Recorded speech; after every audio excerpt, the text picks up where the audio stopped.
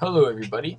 This is Hybrid, and today I'll be reviewing episode 26 of Young Justice called Auld Acquaintance, which is a reference to the fact that this episode, that's supposed to be like a reference to a song I heard, and it's a song typically sung on New Year's, and the episode does take place New Year's Eve, and then New Year's near the end of the episode. So I liked a lot of things that happened in the episode. I really had no negatives. And yeah, so I guess brief synopsis, it literally takes off where Usual Suspects ends. Red Arrow is considered a traitor. The team supposedly had a plan the whole time for something like this to happen, because I guess Batman knew that Red Arrow was a clone, which you learn in this episode he was, which is a pretty neat thing actually. But I'll get into that later when I critique it. So yeah, but the team decides, they have a history with Red Arrow, or at least most of them do. So they're going to go and find Red Arrow, even though Batman says not to. But before they could do that, they learn, kind of by Red Tornado, that the team is actually infected, contrary to popular belief. And in that case, they're under Vandal Savage's control. And the other magical guy, which I, for some reason, can never really remember his name. I can't. So I just can't remember his name. I don't know why I can't. It just seems to always... Oh, Clarion. There we go. His name is Clarion. Alright, so basically, with Clarion, those two are up in the Watchtower and controlling every single Justice League member with a kind of techno-magical piece of Starro, which is very interesting, actually. And that's considered their Phase 1 plan, I believe. But yeah, basically, Vandal Savage is talking about how, the League, in a way, it's postponing the evolution of humankind. And that's why the Light was formed, I guess, because they realized that, and they want to kind of end the Justice League so humanity can continue to evolve via survival of the fittest. And throughout that episode, the the team, Young Justice team, I guess, they end up, not in the show though, but they mention that they go to Atlantis, or at least Aqualad does, and they get a kind of antidote, so to speak, for the mind control. And with that being said, they go to Watchtower, they start putting that in place. They end up getting at least most of the Leaguers, or at least enough of them to take over the Watchtower again, back under their own free will, so that Vandal Savage and Clarion leave, and everything seems all good again. But yeah, and then it's New Year's, and basically the team kisses each other, with Miss Martian kissing Miss Martian kissing Superboy, Aqualad kissing Rocket, Zatanna kissing Robin, and Artemis and Kid Flash kissing each other, which I'm pretty sure everybody already saw coming. The fact that, the whole Artemis and Wally thing. But yeah, moving on though, with the critiquing aspect of this review.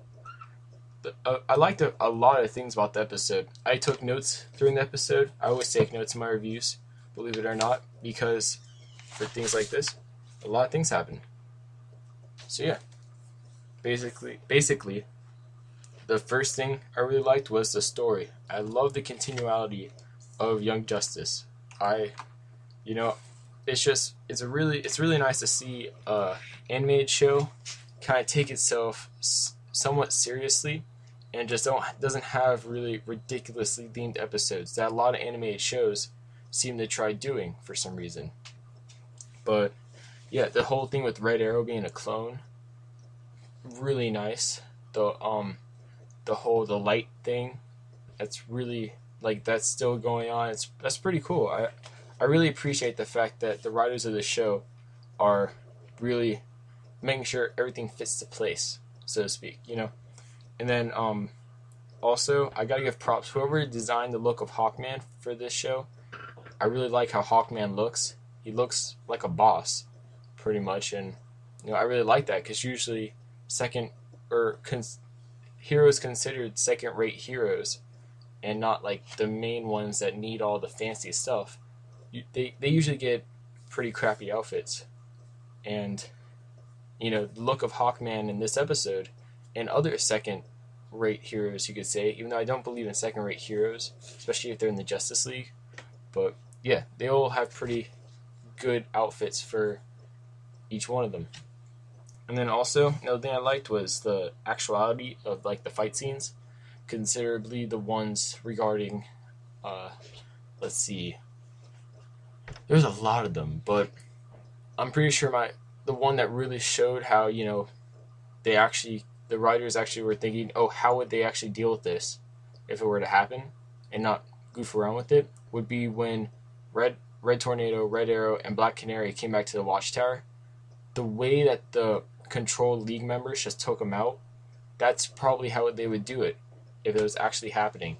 Like, sure, Clarion was controlling them, and if there was really them wanting to take them down, they'd probably do it much faster. But still, they weren't messing around. There wasn't like a 2-minute fight scene just to see a few people get defeated. It was quick, done. They weren't messing around. And then also, Rocket. I kind of complained about Rocket last episode because I felt she didn't really belong to the team. Really, like, there was no reason for her to be there. And even though she was there, she didn't really add anything. She didn't really do anything. She was just kind of there. But this episode, she actually did stuff. And, I didn't find her annoying this episode. So I really liked that because, if you're looking at this honestly, if you're going to add somebody to the team, you might as well make them likable. You don't want somebody who's annoying. But then again, that's probably just my opinion. I'm sure there's other people out there that still find her annoying. And I'm still sure there's other people out there that liked her from the beginning. And then my second to last plus, so to speak, was the villains. The villains in the show are actually smart. And thank goodness they're smart. Because I hate how a show can have, a massive build-up with the villains and everything, having all these neat plans. And then one episode, for some reason, one episode is all it takes to destroy the plans. But then you have Vandal Savage kind of organizing it seems. And, he's a smart guy. Been around for, thousands of years. And he's just like, you know what? This is happening. No problem. We can move on. And, he doesn't really care, it seems, that the team in Justice League are out of control of the Starro Tech.